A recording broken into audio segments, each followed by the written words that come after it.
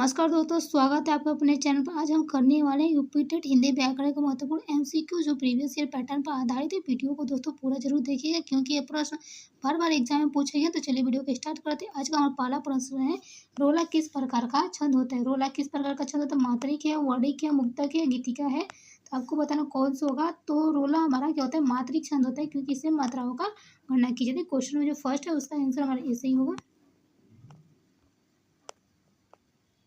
Question number 2, रोला छंद के प्रत्येक चरण में कितनी मात्राएं होती है। जो रोला छंद होता है उसके प्रत्येक चरण में कितनी मात्राएं होती है। तो रोला छंद के रोला पर बताते हैं आपको क्या होता है। रोला एक सम मात्रिक छंद कहता है। सम मात्रिक छंद होता है जिसके प्रत्येक चरण में 24 मात्राएं होती है।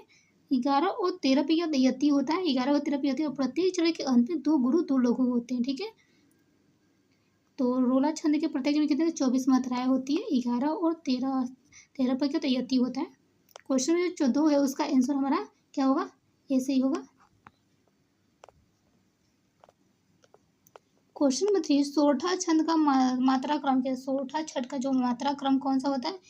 11 13 होता है, 13 11 होता है, 16 16 होता है, 24 24 होता है। आपको बताने कौन सा होता है। तो पहले हम सोरठा के बारे में थोड़ा सा जान लें।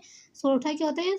सोरठा अर्ध सममात्रिक छंद होता है। क्या होता है? अर्ध सममात्रिक छंद होता है। इसके विषम चरणों में क्या होता है। विषम चरणों में 11 मात्राएं होती है, लेकिन सम चरणों में क्या होता है 13 13 मात्राएं होती है। और तुक प्रथम और तृतीय चरण में होती है। क्या होता है? जो तुक होता है वो प्रथम और तृतीय चरण होता है।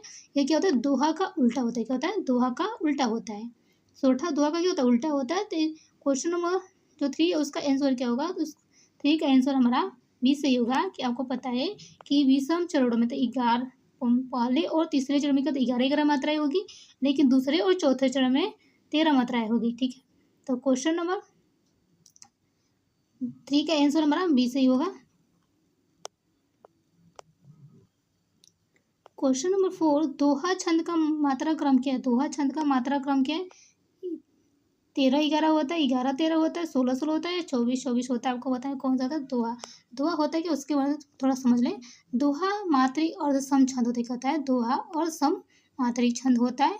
इसके प्रथम और द्वितीय चरण होता है कि 13 13 मात्राएं होती है, लेकिन द्वितीय और चतुर्थ चरण में 11 मात्राएं होती है।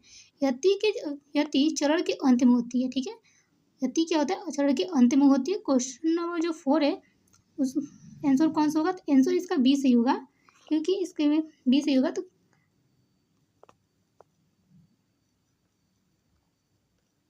क्वेश्चन नंबर 5, चौपाई छंद के प्रत्येक चरण में कितनी मात्राएं होती है। जो चौपाई छंद के प्रत्येक चरण में कितनी मात्राएं होती है। तो पहले हम चौपाई छंद के बारे में थोड़ा देख लेते हैं। यह चौपाई सम मात्रिक छंद होता है। ठीक है, इसमें 4 चरण होते हैं। प्रत्येक चरण में 16 16 मात्राएं होती है। ठीक है, प्रत्येक चरण के जो तुक होते हैं वो दूसरे चरण से मिलते हैं तथा तीसरे चरण की जो तुक होती है वो चौथे चरण से मिलती है। ठीक है, तो चौपाई क्या है। चौपाई सममात्रिक छंद होता है। इसमें कितने चरण होते हैं? 4 चरण होते हैं और प्रत्येक चरण में 16 16 मात्राएं होती है। तो इसमें कौन सा आंसर होगा। हमारा आंसर बी सही होगा। क्वेश्चन जो 5 है उसका आंसर हमारा बी सही होगा क्योंकि चौपाई में प्रत्येक चरण में कितनी मात्राएं होती है? 16 होती है। क्वेश्चन नंबर 6, चौपाई किस प्रकार का छंद है। चौपाई किस प्रकार का छंद है। वाणिक है, मात्रिक है, मुक्तक है, गेय है। तो चौपाई हमारा मात्रिक छंद है क्योंकि इसमें मात्राओं की गणना होती है। क्योंकि इसके प्रत्येक चरण में इसमें कितने चरण होते हैं? 4 होते हैं और चारों चरण में कितनी मात्राएं? तो 16 16 मात्राएं होती है। ठीक है, क्वेश्चन नंबर 7, मनुष्य वही ही है जो मनुष्य के लिए मरे। मनुष्य वही है जो मनुष्य के लिए मरे किस प्रकार का, किस रस का उदाहरण है। मीर रस के लिए, करुण रस के लिए, हास्य रस के लिए, शांत रस के लिए। तो मनुष्य वही है जो मनुष्य के लिए मरे। जो सेंटेंस है, मनुष्य वही है जो मनुष्य के लिए मरे किसी वीरता को प्रदर्शित करेगा। वीरता को प्रदर्शित। क्वेश्चन जो 7 है उसका आंसर भी हमारा ए सही होगा। क्वेश्चन नंबर 8, वीरों का कैसा हो वसंत में कौन सा रस है। वीरों का कैसा हो वसंत में वीर रस है, वीर है, भयानक है, करुण है या रोध है। आपको बताना कौन सा होगा। तो वीरों का कैसा वसंत में वीरता के बारे में बताते हैं। वीर रस है। क्वेश्चन नंबर 8 है उसका भी आंसर हमारा ए सही होगा। क्वेश्चन नंबर 9, सिया राम मैं सब जग जानी। सिया राम मैं सब जग जानी में कौन सा रस है। भक्ति है, वीर है, हास्य ओ रोधे तो सिया राम मैं सब जग जानी में कौन सा, तो ये किधर की ओर संकेत करे, ये भक्ति की तरफ, कौन सा, भक्ति की तरफ संकेत करे, नहीं कि वीर की तरफ, ना हास्य न रोध, ठीक है, नहीं हंसने की बात हो रही, ना रोने की, या ना वीरता की प्रदर्शन, ये भक्ति की भाव को संकेत दे रहा है। तो क्वेश्चन नंबर जो 9 है उसका आंसर भी हमारा ए सही होगा। क्वेश्चन नंबर 10, करुण रस का अस्थायी भाव क्या होता है, करुण रस, तो करुण का अस्थायी भाव उत्साह होता है, शोक होता है, रति होता है, भय होता है। तो करुण रस का अस्थायी भाव होता है हमारा शोक, क्या होता है, करुण मतलब शोक, करुणा मतलब करुण रस का मतलब होता है शोक, तक दुख की बात होती है, ठीक है। क्वेश्चन नंबर जो 10 है उसका आंसर हमारा बी सही होगा। क्वेश्चन नंबर 11, वीर रस का अस्थायी भाव क्या होता है, वीर रस का अस्थायी भाव क्या होता है, शोक होता है, उत्साह होता है, क्रोध होता है, हास होता है। तो वीर रस का अस्थायी भाव मतलब होता है उत्साह होता है, क्या होता है, उत्साह भरा होता है, ठीक है। क्वेश्चन नंबर 11 का आंसर बी सही होगा। शोक का मतलब करुणा को इंडिकेट करता है, क्रोध। क्वेश्चन नंबर 11 का आंसर हमारा बी सही होगा। क्वेश्चन नंबर 12, हास्य रस का अस्थायी भाव क्या होता है, हास्य रस, भय होता है, हास होता है, रति होता है, शोक होता है। आपको बताना है कि भय तो यहाँ पे होगा नहीं क्योंकि हंसने की बात हो रही है, तो हास रस में हास रस का होगा, और रति मतलब श्रृंगार का होता है, और शोक मतलब करुण। तो इसमें तो यहाँ पर ये तीनों में से कोई नहीं हो रहा है, चारों में से हास रस हो रहा है। तो क्वेश्चन नंबर जो 12 है उसका आंसर भी हमारा बी सही होगा।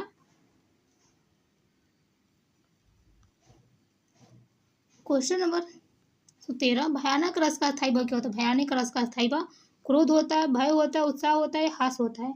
तो भयानक रस का अस्थायी भाव होता है हमारा क्रोध, भयानक रस का अस्थायी भाव हमारा भय होता है, ठीक है। क्वेश्चन नंबर 13 है उसका आंसर हमारा बी सही होगा।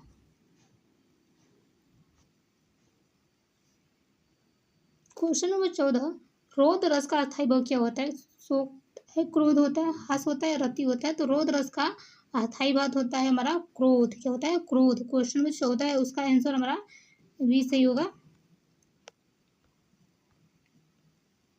क्वेश्चन नंबर 15, श्रृंगार रस का अस्थायी भाव क्या होता है, रति होता है, भय होता है, हास होता है, शोक होता है। तो क्वेश्चन नंबर 15 का आंसर रति ये होगा, क्योंकि श्रृंगार रस को हम जो अस्थायी भाव होता है श्रृंगार रस उसको हम रति कहते हैं, ठीक है। शोक का करुण, हास का हास, और भय का भयानक होता है, ठीक है।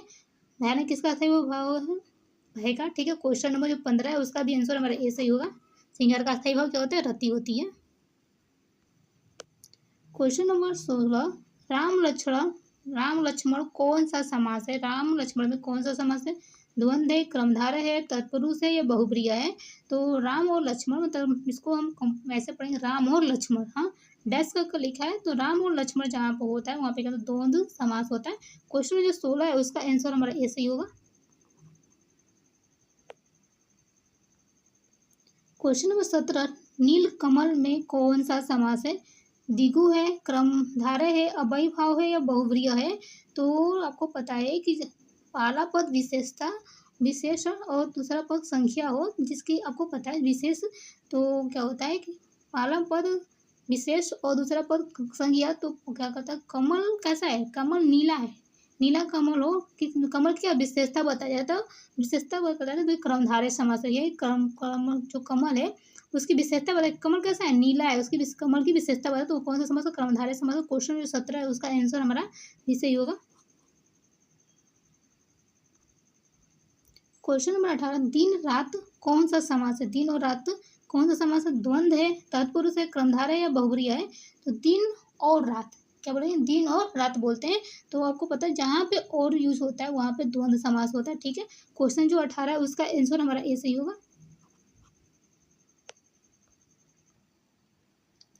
क्वेश्चन नंबर 19, राजा का पुत्र नहीं राजपुत्र में कौन सा समास है, तत्पुरुष है, द्वंद्व है, बहुब्रिय है, अव्ययी भाव है।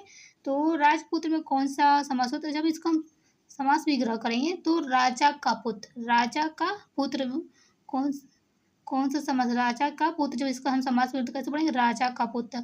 आपको पता है जहाँ पे कारक चिन्ह छिपे होते हैं तो वहाँ पे कौन सा समास होता है, तत्पुरुष समास होता है, क्या होता है, तत्पुरुष समास होता है। क्वेश्चन नंबर जो 19 है उसका आंसर हमारा ए सही होगा।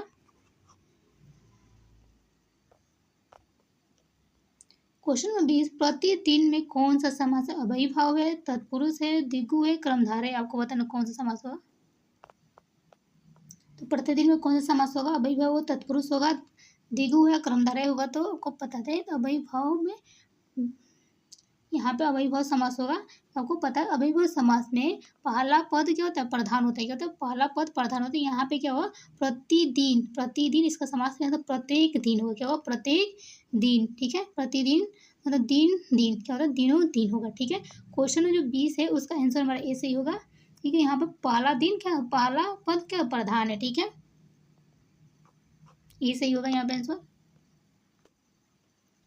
क्वेश्चन नंबर 21, दशानन में कौन सा समास है। दशानन में कौन सा समास है,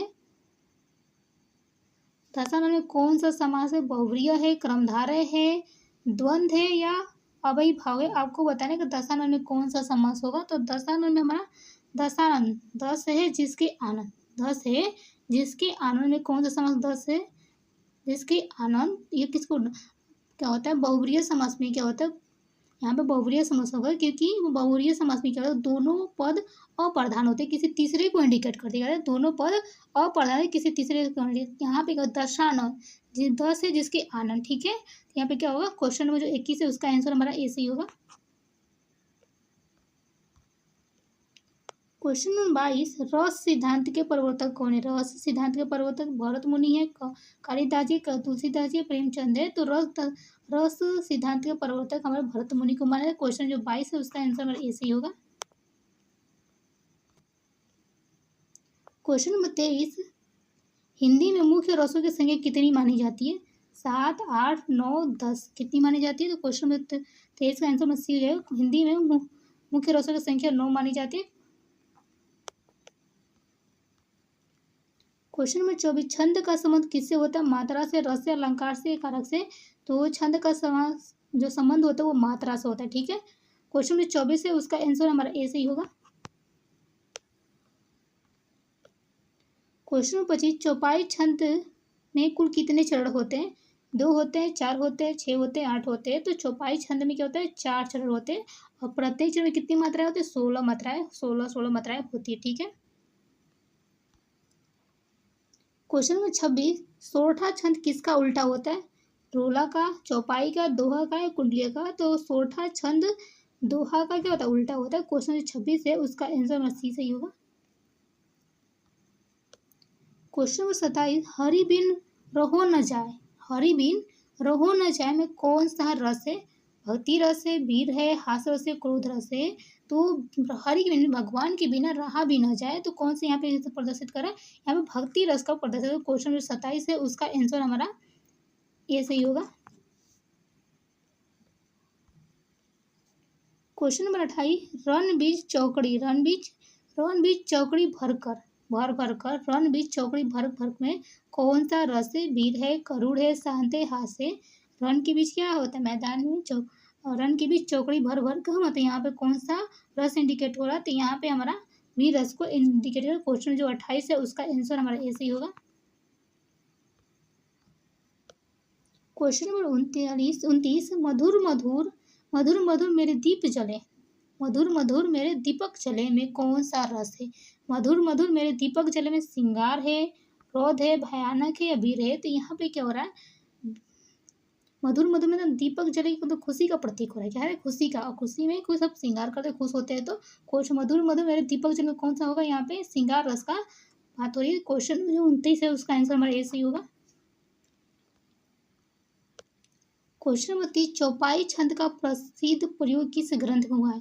चौपाई जो छंद है उनका ज़्यादा से ज़्यादा प्रयोग, प्रसिद्ध प्रयोग किस छंद में हुआ है। रामचरितमानस में हुआ है, कामायनी में हुआ है, साकेत में हुआ है, गोदा में हुआ है।